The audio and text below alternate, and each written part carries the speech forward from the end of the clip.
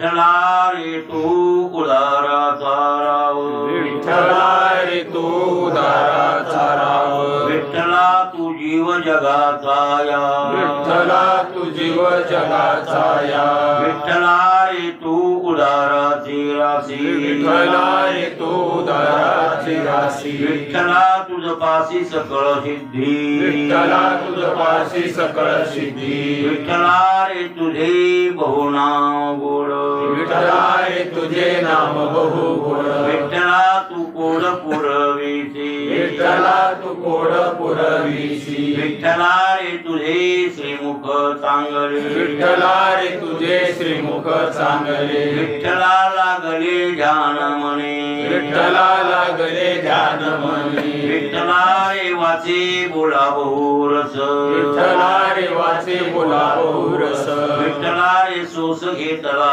जीवे, विठ्ठला रे सोस घेतला जीवे, विठ्ठला रे तू उदाराची राशी, विठ्ठला रे तू उदाराची राशी, विठ्ठला तुझ पासी सकळ सिद्धी, विठ्ठला तुझ पाशी सकळ सिद्धी, विठ्ठला रे शोक करीतसे तुका, विठ्ठला रे शोक करीतसे तुका, विठ्ठला तू एका झडकरी, विठ्ठला तू एका झडकरी, विठ्ठला रे तू उदाराची राशी, विठ्ठला रे तू उदाराची राशी, विठ्ठला तुझ पासी सकळ सिद्धी, विठ्ठला तुझ पाशी सकळ सिद्धी. प्रस्तुत प्राप्त भंगे सेवेसाठी निवडलेला अभंग दररोजच्या पाठातील जगद्गुरु तुकोबाने गाठ्यातील देवळीकरांच्या पट्टीप्रमाणे 319 या क्रमांकाचा आपला अभंग चालू आहे. अभंगाचं चौथं चरण चालू आहे.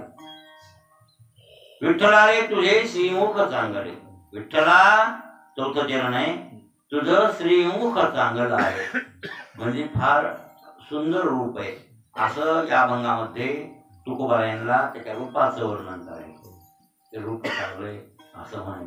आणि रूप म्हणल्यावर माईक आणि नाव बी माईक. जगात जितके रूप येतं तितके माया कार्य, आणि जितके जगात नाव येतं तितके माया कार्य. लक्षात आलं. सत चित आनंद खरं त्याचं हे वास्तव स्वरूप. सत चित आनंद आणि रूप आणि नाव मायेचं. आणि रूप आणि नाव मायेचं ते जड आहे. कारण काय कारणच जड असेल तर कार्य जड का होणार नाही. कार्य कारण भाव जड. जडामध्ये लावला कसा तर जड विशिष्ट चेतनानं कार्य होतं. नुसतं जे चेतन कार्य करत नाही की नुसते जडही कार्य करत नाही. ज्यावेळेला जड विशिष्ट चेतन होईल त्यावेळेला ते कार्यरत होतं. आणि मग ते चेतन त्याच्यात विशिष्ट झालं त्या जडामध्ये, आणि त्या जडामध्ये विशिष्ट होऊन आणि मग ते नाम रूपात्मक आकाराला आलं असा त्याचा. उदाहरणार्थ आईच्या पोटात म्हणण्यापेक्षा वडिलाच्या बीजामध्ये हे शरीराचं रूप सूक्ष्म अवस्थेत असते की नाही. असतं सूक्ष्मपणा असतं. ते फार म्हणजे अदृश्य असतं, दिसत सुद्धा. दुर्बीण लावली तर एखादं लहानसं खूप लहान व अनुसर्ग दिसेल एखादं, तर ते रूप नाही दिसणार व ते काहीतरी असं वाटेल. पण तेवढ्या त्या रूपातून त्या शुक्रजंतूतून ते एवढं शरीर. मग ते शुक्रजंतू जड किती येतात काय चेतन मनात विशिष्ट आहे म्हणून, नाही तर वास्तविक त्याचं शरीर जड आहे. मग जड असल्यावर ते एवढंच जड मोठं. आता एवढं 3.5 हात झालं होतं. लहानच किती आता उंच झालं 5 फूट झालं. 5 फूट 5.5 फूट झालं. बरोबर आहे. हे कसं काय बनलं एवढं. चेतन विशिष्ट आहे म्हणून त्याला याचा अर्थ ते जडच मोठं झालं. चेतन लहान मोठं होत नाही ते चेतन. आणि परिवर्तन होते ते जड. सतत बदलत आहे ते जड. कधी पण काळी बदलत नाही ते चेतन. कोणाच काळी बदलत नाही. त्याच्या स्वरूपात काही बदल होत नाही. लहान होत नाही, मोठे होत नाही, आहे तसंच आहे. असं ते स्वरूप आहे. आणि ते स्वरूप म्हणून भगवंताचं रूपाचं वर्णन केलंय ते खरं तर ताटस्थाचं वर्णन, सगुण साकार रूपाचं वर्णन असं गृहीत करा. आणि मग ते माईकच आहे, ते स्वरूप देवाचं माईक आहे. मग तुम्हाला म्हणलो की श्रीमुख आहे, श्रीनाम माया आणि मुखनाम याचा चेहरा, म्हणजे मुखानं चेतन घ्या आणि श्रीनामानं माया घ्या. माया आणि ब्रह्म हे दोन्ही ऐक्यात आले आणि म्हणून भगवान परमात्मा सगुण साकार झाला. आता आपण काल पाहिलं की मायेनं शोभिलं याला का यानं शोभिलं मायेला, ते एकमेका जळले कैसे, असा विचार करावा लागेल. याच्यापेक्षा जास्त विचार करता येणार नाही, कारण का एकट्याला त्यालाही किंमत नव्हती. एकट्याला काय किंमत, शून्याला काय किंमत आहे. फाटा फुटला काय, एकाला काय फुटला, त्या शून्याला फाटा फुटला आणि मग गणिताला सुरुवात झाली. असं एक तयार झालं. त्याच्यापुढे जे मागचं शून्य लावलं की पुन्हा 10 तयार झाले. त्याच्यापुढे दुसरं शून्य टाकलं की 100 तयार झाले. म्हणजे एकाशीच एक दाखविले 10 आणि फाटा पहा बसवले. तुकाराम महाराजांना वेदांत माहित नाही का काय, वेदांत शास्त्र गाठ्यात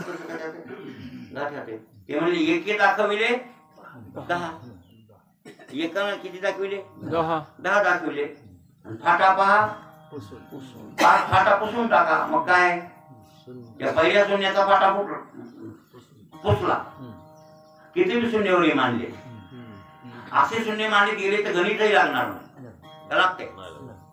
एकाच्या पुढे शून्य मांडा बरं, 100 शून्य मांडा, काय गणित करणार तुम्ही. किती कोटी का अब्जन, काय खरवण खरवं पद्मशंकू, हे काय काय काय मिळ लागले. शेवट हाय आमच्या शास्त्रात रामायणामध्ये याच्यामध्ये गणित येते.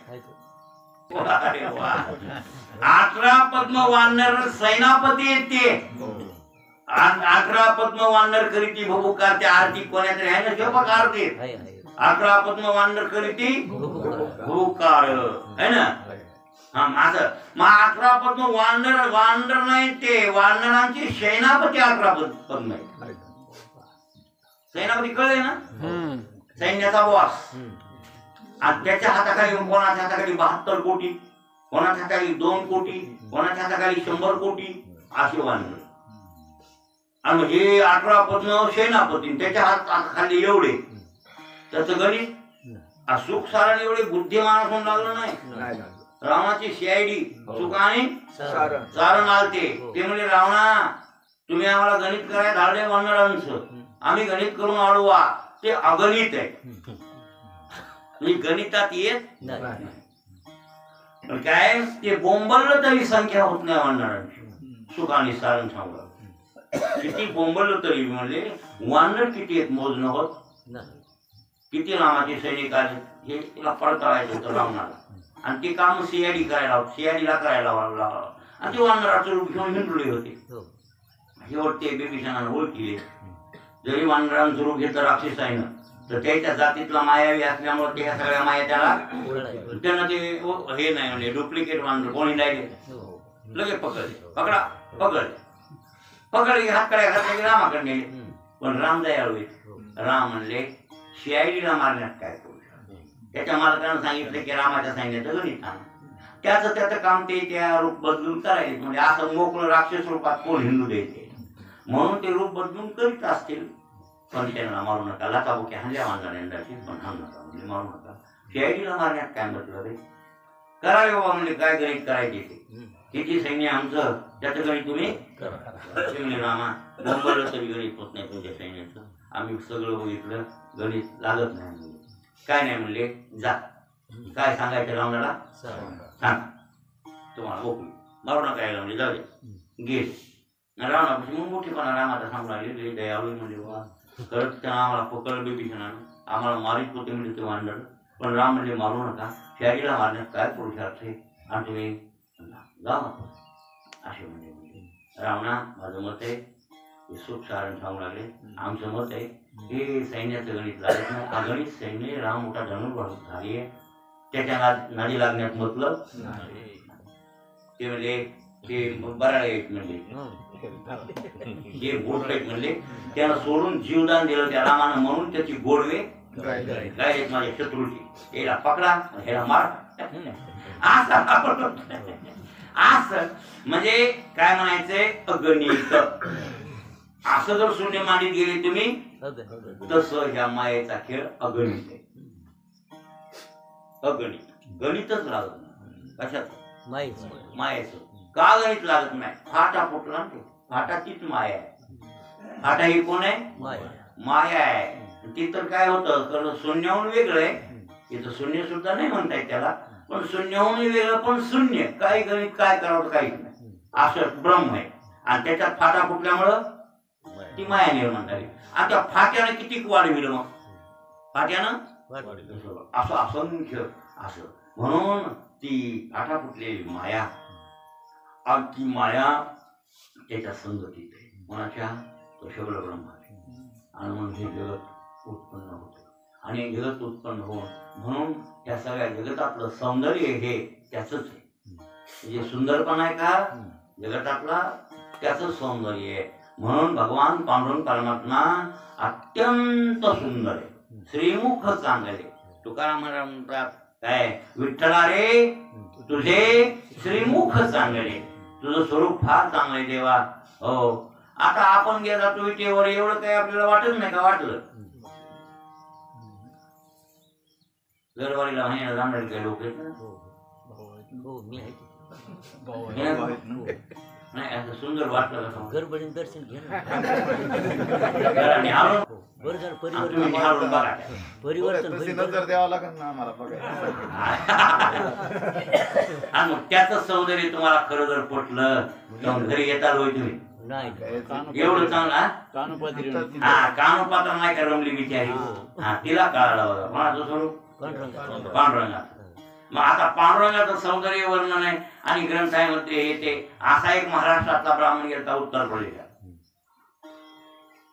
आणि भगवंताच्या स्वरूपाचं वर्णन त्या ग्रंथातून केले. आणि त्या ग्रंथातून ऐकलेलं केलं नव्हतं त्यानं. तुकाराम महाराज, ज्ञानोबा महाराज, हे अनेक संत इत्यादी सगळे माग आणि सगळे पांडुरंगाच्या स्वरूपाचं वर्णन करतात.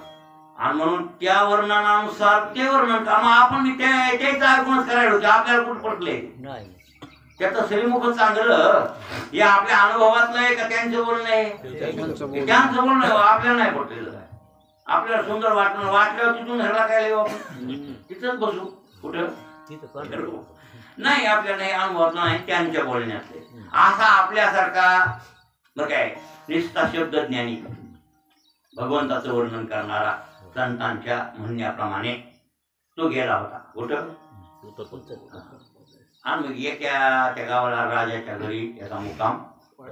राजा लोक आलेल्या अतिथीची व्यवस्था करतो. कोण आला, कोण भिकारी, कोण आला, त्याला जेवाय खावाय करणे, व्यवस्थित जागा.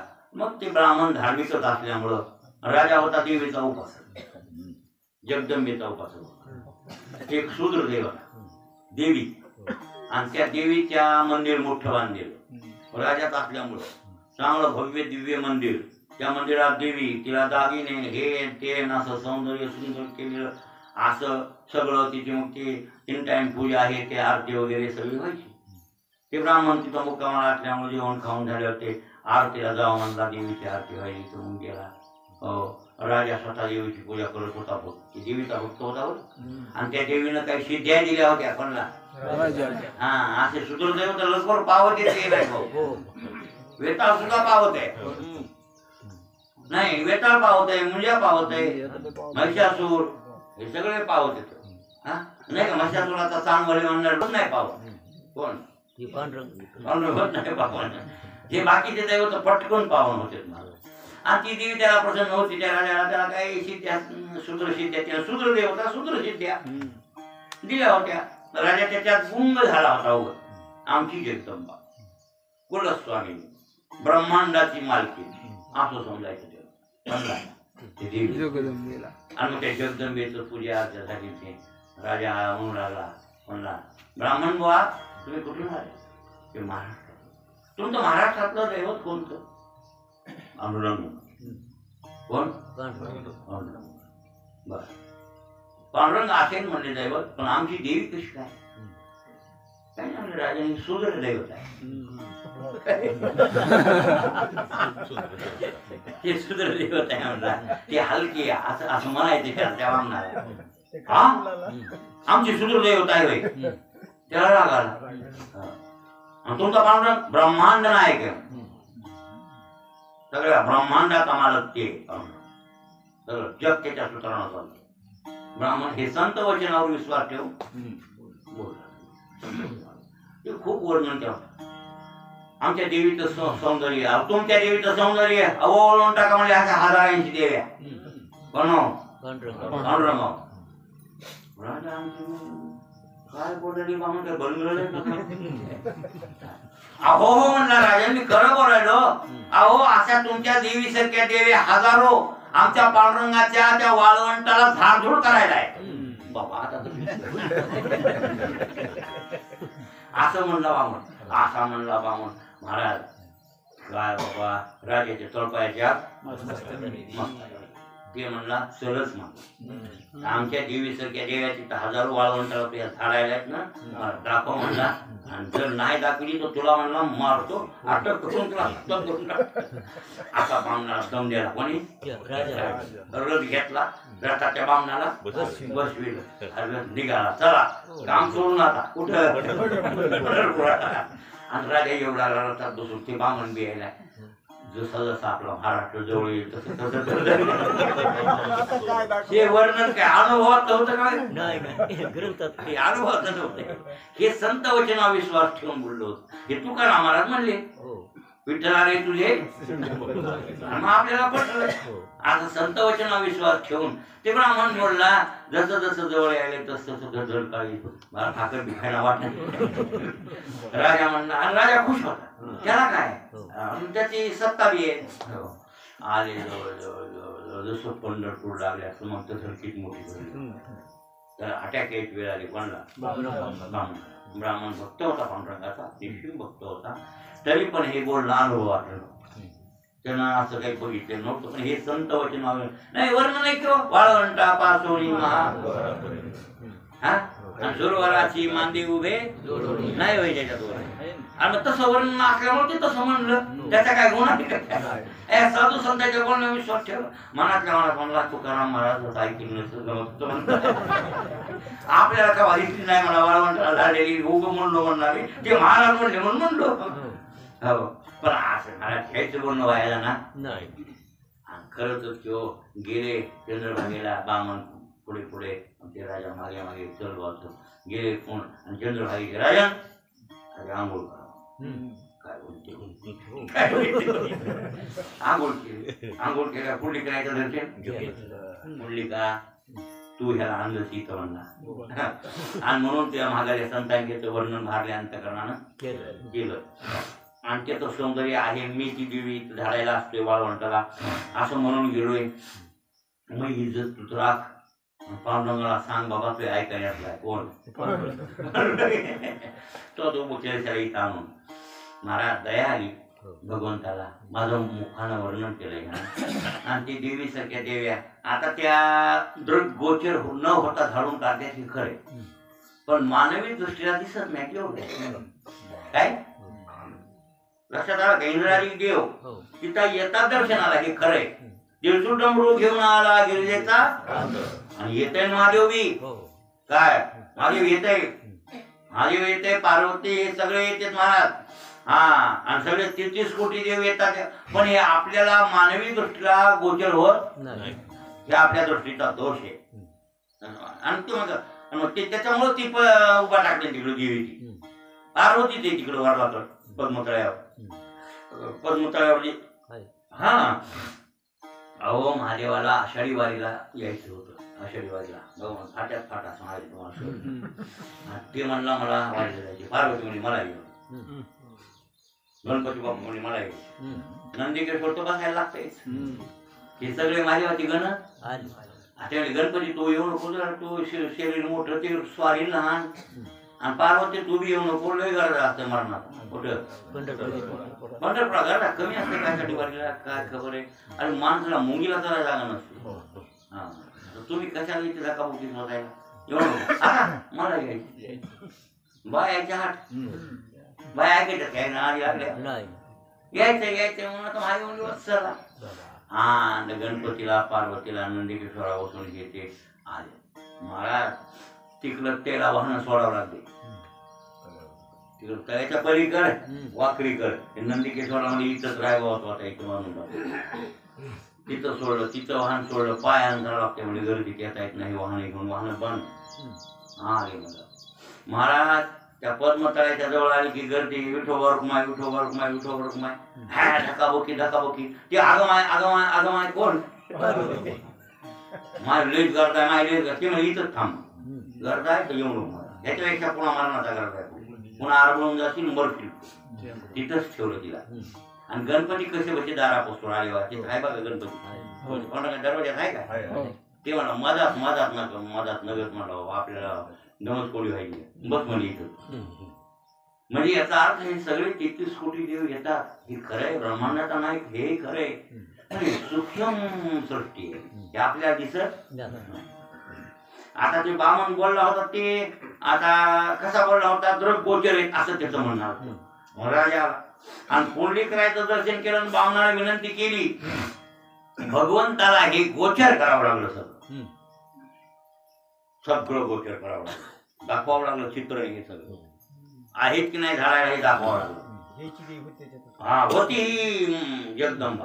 हा पुंडलिकरायच्या माग निघाल्या तसा म्हणले देवाच्या दर्शनाला सगळं दिसायला लागलं, देव्या झाडायल्यात, कोणी काय करायले, बामणाच्या जीवात जीव आला. त्याची आई बाई इथं पाहिजे म्हणला, आता ह्याची जिरती बोंड, ह्याची बोंड जिरती म्हणला, ह्याची आई बाई ह्या आई बाई पाहिजे. आणि बघ झाडून काढून आल्या कोण देव्या, हा सुंदर देवता झाडून महाराज. त्याच्यात हे जाता जाता ही जगदंबा मुद्दाम ते देवाला दाखवायचे दर्शन, ती ही ज्याची पूजा करते ज्या देवीची ती देवी पुढे आली आणि हातात खराटा. राजाला बघितलं, तुम्ही इकडे कसे आला, ती म्हणजे तू इकडे कसे, मला रोज झाड लागतं, मला इथं रोज झाड लागते राजा. तुला इथं ब्रह्मांडाचा नायक आहे, ब्रह्मांड नायक पांडुरंग आहे, त्याच्या पुढे आम्ही सगळे हलकत आहोत. मजाऊन कितीतरी ओरिजिनल देवावरील त्या नामदेव पाहिलेला आहे, पार्वती सारख्या लक्ष्मी सारख्या झाडून काढतात तिथं, आम्ही तर काय महाराज. मग काय सगळ्या देव्या झाडाव्या त्या, हो त्याच्यात ही देवता झाडू लागली. त्या देवतेने सांगितलं, मी राजा याची सुदर एक प्रकारची दाशी आहे. आणि मग राजाच्या डोक्यातलं निघून राजा म्हणला, मी ह्या जगदंबेला ब्रह्मांडाची नायकी समजत होतो,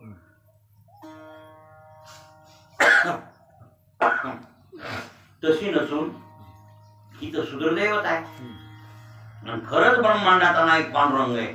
म्हणून दर्शनाला नेलं वामनानं त्या गरजेतून, आणि दर्शनाला नेल्यावर पांडुरंगाच्या पाया मस्तक ठेवलं. आणि मग त्याला अनुभवास आलं की काय कोटी मदन त्याच्यावर वळून असा, म्हणजे असं त्याला कोणाला राजाला. ब्राह्मण म्हणला इज्जत राखली पांडुरंगाचा, निश्चिम भक्ती भावनाची जळली. ब्राह्मण भक्त होता पण पूर्व भक्त होता, आता भक्ती पुढे आणखीन सरकडा का ते भगवंताला. आणि निष्ठेने भक्ती केली का त्याला कधी ना कधी स्वरूप दाखवला. निष्ठेनं भक्ती होती ब्राह्मणाची. ब्राह्मण उद्धरला, राजा भक्तीला लागला. असं भगवंताचं स्वरूप अत्यंत सुंदर आहे. कोणाचं? आणि तुकाराम महाराज वर्णन करतात, शास्त्र वर्णन करायले, पुराण वर्णन करायले, व्यासासारख्यांनी वर्णन केले. मग रामायणात नाथांनी वर्णन केले रामाच्या सौंदर्याचं. रामाच्या सौंदर्याचं वर्णन कधी कधी लागलं का त्या सांगणाऱ्याला काही सुधरत नाही. आणि लॉकडाऊन असल्यामुळे वर्षभर कुठं जायचं नाही.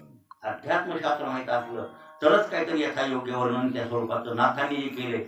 नाथांनी लय वर्णन केले हो सीतेचं, मी सीतेचं वर्णन केले. हो काय तिचं नाक कसं, तिचे डोळे, तिचे कान, नखापासून शिखापर्यंत इतकं तुम्हाला वर्णन करणं होणारच नाही. इतकं वर्णन, इतकं बारकाईनं वर्णन केलं सीतेचं बी. आणि रामाचं वर्णन इतकं भूत कमालीच्या कवींची. कोण्या? गाभा महाराजाची कमाल ते दिमाग त्यांचा, असं सुंदर वर्णन.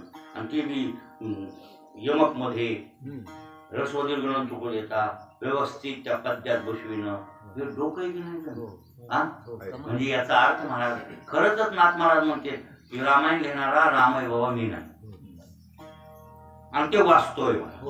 हे नाथाने रामायण केलंय असं म्हणण्यापेक्षा त्यांच्या मुखात बसून किंवा त्यांच्या हातात बसून लेखणी धरून कोणी लिहिलं रामानं. हे कबूल करावं असं सुंदर होत्या ओव्या महाराज लयच नाथांची ओवी चौकट गोड लागते की पर्यटना उलशी बी चूक होईल नाही पद्यामध्ये इतकातच आणि ती वर्णन बारकायची बरोबर ते शास्त्रामध्ये कुठंच शास्त्रामध्ये बिघडू दिलं नाही अर्थात वर्णन भय आपलं बोलत बोलत काहीतरी बिघडा बिघडी होती त्यांच्या अजिबात नाही असं महाराज इतकं आणि आहे ते खरंय असं भगवंताचं स्वरूप आहे जो ईश्वर आहे ना पांडुरंग त्याचं स्वरूप आहे अत्यंत मोख चांगलं आहे महाराज हो आणि म्हणून विठ्ठला रे तुझे श्रीमुख चांगले बरं काय पण विठ्ठला लागले ध्यान मनी विठ्ठला तुझं मनात ध्यान लागलंय आणि असं स्वरूप सुंदर दिसलं की माणसाला सारखं त्याचं ध्यान लागल्याशिवाय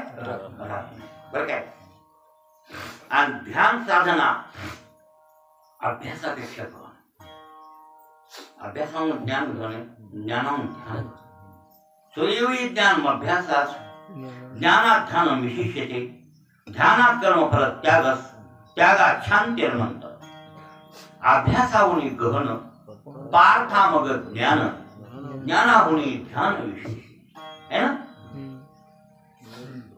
ज्ञानाहुनी ध्यान ध्यान श्रेष्ठ आहे ध्यान मग ध्यान करण्यासाठी कसं ज्ञेयम ब्रह्म आणि ध्येयम ब्रह्म असं ध्यान साधण्यात आलेले दोन प्रकार ज्ञेयम ब्रह्म ध्येयम ब्रह्म ज्ञेयम ब्रह्म ते ज्ञानानं जाणायचं कशानं जाणायचं ते ज्ञानानं जाणावं लागतं ज्ञेय आहे ते ज्ञेय असल्यामुळे ती साधना कोणती ज्ञान त्याला म्हणजे ज्ञेयाला जाणण्यासाठी जी साधना आहे ती ज्ञान आणि ज्ञाता जाणणारा तो ज्ञाता ज्ञान ही क्रिया आणि ज्ञेय हे विषय आणि हे जमलं पण इथं नाही ध्येय ध्याता आणि ध्यान ध्येय देता ध्याता कोण तुम्ही आम्ही भक्त जीव जीव ध्याता कळलं आणि बरं काय ध्यान कोण ध्यानी क्रिया आणि ध्येय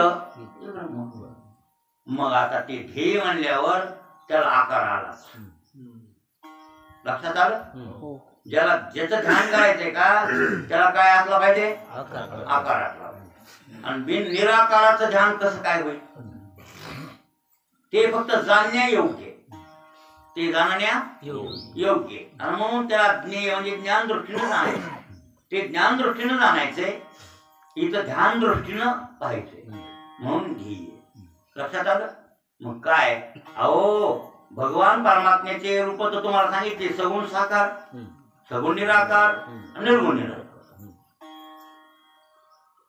सगुण साकार सगुण निराकार निर्गुण निर्गुण निराकाराचा विषयच नाही निर्गुण निराकाराचा विषय इथं नाही काय काहीच म्हणता येत नाही त्याला लहानाहून लहान मोठ्याहून मोठं आणि आकार काहीच नाही रंग नाही रूप नाही रंग नाही रूप नाही नाही वर्ण छाया आणि निर्गुण निराकार तू चिरगुराया मै गुलाम तेरा है ना हो मग अशा प्रकारचं रूप असण्यामुळे त्याचं ध्यान तुम्ही काय करणार निर्गुणाचं ध्यान नाही सगुण निराकाराचं त्याचंही कसं कारण का त्याला आकार नाही गुण आहेत पण आकार नाही गुण तर मायेचे आहेत ना गुण कोणाचे मायेचे पण ते आकार नाही ते ईश्वराला त्याचंही ध्यान करणं कसं ध्यान त्याचं करावं सांगा आता गुण आहेत पण ध्यान करा आकार पाहिजे ध्यान करायला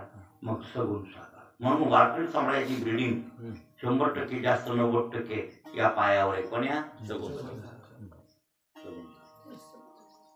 सगुण वारकरी संप्रदाय सगुण भक्ती प्रधान आहे हो सगळा वापरा वाट तुकाराम महाराज येते तुकाराम महाराज म्हणते ना नको नको ते निर्गुण निराश उदास हो महाराजाची गरज नाही आता गरज नाही ते न म्हणून जावर काय तुम्ही म्हणू नका नको ब्रह्मज्ञान आत्मस्थिती भाव मी भक्त तू देव हे नको ब्रह्मज्ञान कोणी म्हणावं हा साखर बाब खायला मिळालं नाही मला साखर नाही हे म्हणण्यात काय अर्थ आहे कळलं का हे नको केव्हा म्हणा प्राप्त झाल्यावर.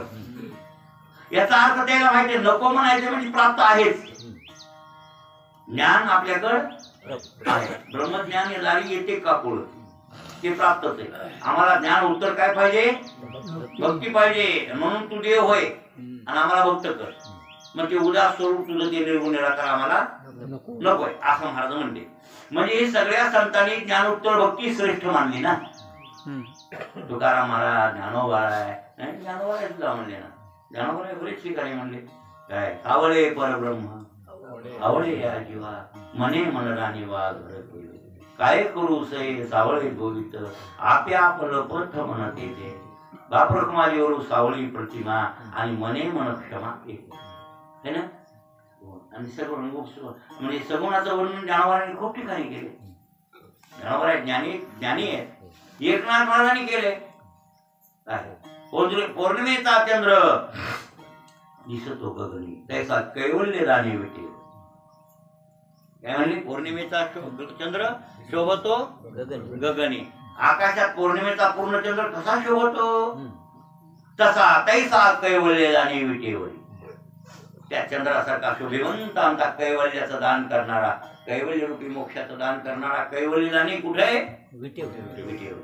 म्हणजे प्रत्येक जनाबाई असो कोणत्याही संतांनी सगुण साकार ब्रह्माचं वर्णन खूप खूप केलं हाडल्या अंतकरणानं.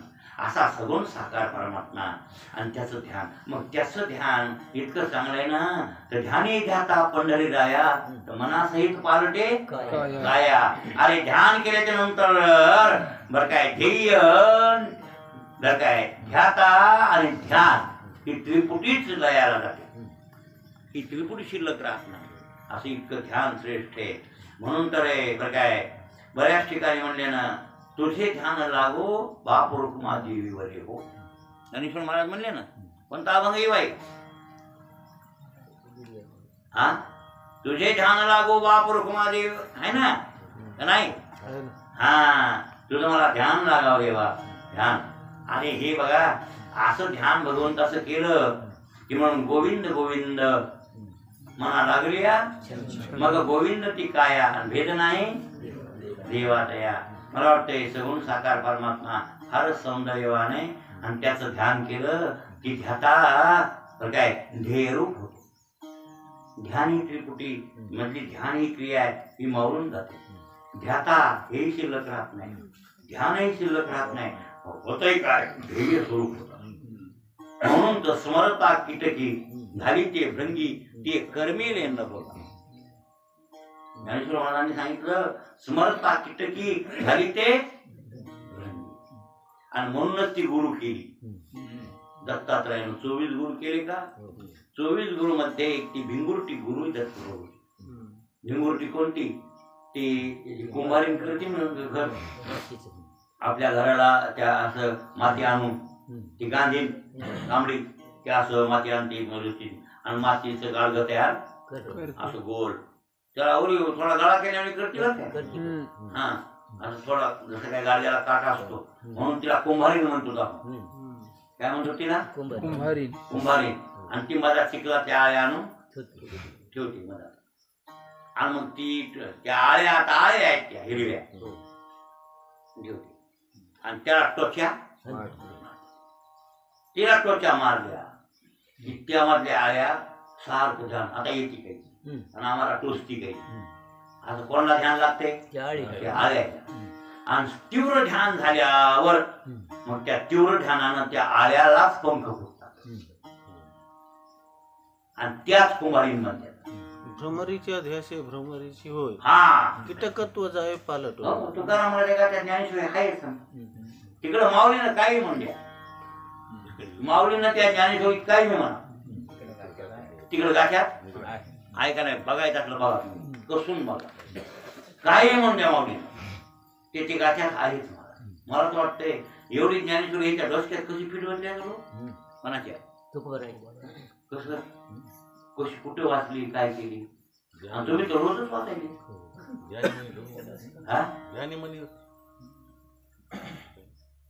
साहेब. ती तशा प्रकारची साधना एकांतात डोंगरावर जातो तुकाराम आणि नीट गाठ्याचं भागवताचं आणि ज्ञानेश्वरीचं पहिलं तर अवलोकन केलं नीटनेटकं एकांतात कोणी नसताना असं ती ज्ञानेश्वरी समोर आणि तुकाराम महाराज आणि ज्ञानेश्वरी ती ऐक्य होऊन असं मधात घुसून पूर्णपणे आणि ते सोहळ्यात पावित्र्य अंतकरणातून वैराग्यातून आणि त्या टायमाला ती ज्ञानेश्वरीचा फोटो जशाच तसा. बरं भागवतही त्यांनी एकांतात चिंतन केले. एकनाथ महाराज अगोदर देत ना तुकाराम महाराज मागचे भागवत जशाच तसं आणि ते भागवत आणि ज्ञानेश्वरी एकच येत आणि त्या दोन्हीचाच म्हणजे ऐश्वर्य त्या गाथ्यातून म्हणजे भागवताच्या वेगळा गाथा ज्ञानेश्वरीच्या वेगळा गाथा नाही असा गाथा महाराजांचा आहे. म्हणून भ्रमरीच्या ध्यासे भ्रमरीच होय आणि कीटकत्व जाय पालक. बरोबर आहे. त्या भ्रमरीच्या ध्यासाला ही आळी काय झाली भ्रमरी झाली आणि कीटकत्व तिचा त्या आळीपणा निघून गेला. म्हणून कीटका स्मरता कीटकी माऊली स्मरता कीटकी झाली ते भ्रंगी आणि ती कर्मी गेले न बघा गेले आकाशात उडून. ती घुंगुरटी आळी आकाशात उडाली. हे कशाचा प्रकारे नाही भाऊ आणि ध्यान केल्यावर तद्रूप व्हायला काय बरं काय बरं असं माणूस तद्रूप बनते काय महाराज कोणाला कोणतं ध्यान कोणाला कोणतं ध्यान.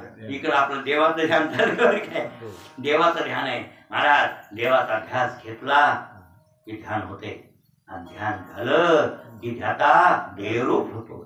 इतकं ध्यानाचं महत्व आहे आणि म्हणून देवाचं ध्यान चांगलं आहे. म्हणून ते काय म्हणतात विठ्ठला रे तुझे श्रीमुख चांगले आणि विठ्ठला लागले ध्यान मनी. माझ्या मनाला तुझं काय लागले ध्यान आणि मनाला ध्यान लागले. मनच ध्यानाचा खरं तर मनाचाच विषय ध्यान या शरीराचा विषय ध्यान नाही. म्हणून शरीर कुठं का असं घेणं देणं नाही. बरं का शरीर कुठे असू द्या देवळात असो पंढरपुरात असो कपण्या जंगलात असो का तमाशात असो कुठे असो शरीर पण मन कुठं पाहिजे मन देवाच्या ध्यानात आणि मन देवाच्या ध्यानात असणंच गरजेचं आहे. तुम्ही एखादी कीर्तनात बसले तर मन जर गेलं तिकडं शेतात तर काय उपयोग आहे तुमचा होय. म्हणून तर देव देवळातून चित्त पाहायचं नाही. म्हणून कधी देवाच्या दर्शनाला कुठार कुठार चांगलं नवून येत जाऊ नका. नाही खरंय महाराज खरंय. हा नाही चांगलं बुट नेला बाहेर फुलांना तर माणसाला ध्यान लागतंय. बुट पण येते आणि नेतच बुटाड. काही लोक पाया पडाय आलेलेच नसतात. ते काय लागले असतात बुटाड चोरायला आलेले जवळ नाही महाराज. हो काही लोक तेच काम करायला ते काय देवाला आलेले असतात का. हा यात्रेत हौसे गौसे नवसे सगळे असतात होय नाही भाऊ. मग ते इवायचं चप्पल नेलं अगवा माऊलीचं कळलं देवाला अर्पण होऊन जाते. ते हरपलेनं दिसे जे हरपलंय आता दिसना आणि ती वस्तू जर तुम्ही ईश्वराला अर्पण केली तर ते म्हणते मला मिळाली हे नाही भाऊ. लक्षात आलं. म्हणून इतकं महत्व आहे त्याच्यासाठी. एक तर तुम्ही असं एक तर निर्धार करा आणि मग मोठ कसा ज्ञान देवाला न्यायचा असला निवडावा दिलं तरी बरं होईल असं समजून पूर्णपणे डोकं देवावर ठेवा. नसर तुमचं ध्यान त्या बुटाकडे लागलं असेल तर बुटाला चांगल्या दुकानावर सांभाळी मी सांभाळी घालतो. तसं आमचं कोण नेत बी नाही. त्या बुटाला घ्यायचंच नाही.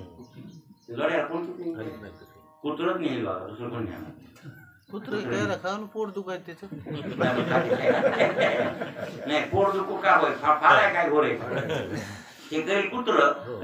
पण दर्शनाला जायचं आणि दर्शन करताना बुटाकडे ध्यान लागलं तर उपयोग नाही. तसा प्रकारे नाही भाऊ. इथं परमार्थात कोण राजी पाहिजे मन करारे प्रसन्न सर्व सिद्धीचे कारण मोक्ष अथवा बंधन आणि सुख समाधान इच्छा तेच जे काय पाहिजे ते मागा पण मन प्रसन्न आहे. आणि मन प्रसन्न जर नसेल तर तुमच्या भक्तीत किंमत नाही. कवडी किंमत आहे त्या भक्तीत. म्हणून अंतःकरण प्रसन्न पाहिजे. काय प्रसन्न पाहिजे अंतःकरण. त्या शरीराला काही किंमत नाही भक्ती. हे अलीकडचं लय अलीकडचं थर्ड क्लास आहे शरीर म्हणजे. त्याच्यातलं अंतःकरण महत्वाचं. अंतःकरणच दे म्हणले तुकाराम भोजनामागती तूप पाऊस पडेला सर्व स्वप्न. गुरुनं त्यांनी तूप मागितलं पाऊस येत किती पावशेर पावशेर. त्यांच्या गुरुनं त्यांना तूप मागितलं, तुकारामाच्या गुरुनं. पावशेर तूप म्हणजे अंतकरण चतुष्टय 1 किलो. मन बुद्धी चित्त अहंकार म्हणजे अहंकार पाव किलो, चित्त पाव किलो, मन पाव किलो आणि बुद्धी पाव किलो. 4 पाव किलो म्हणून मिळून 1 किलो 1 किलो. त्याच्यातलं मला किती पाहिजे? पाव किलो पाहिजे. हे पाव किलो तूप दे. मग कोणतं तूप दे? हे गाईचं म्हशीचं नाही, चित्त. चित्त दे मला. कोण मागितलं? त्याच्या गुरुनं. भोजना मागती तूप आणि पडेला विसरलं स्वप्न. आणि म्हणून परमार्थात महत्वाचं काय? चित्त मनाचाच एक स्पंद आहे. ते चिंतन करता येते, त्याच्यामुळे चित्त संकल्प विकल्प करते. म्हणून मन. इथं मन जरी वापरलं असेल तर चित्तच म्हणले ना. विठ्ठला लागले ध्यान चित्ती असंही सुद्धा जमते. पण यमक साठी विठ्ठला लागले ध्यान म्हणे.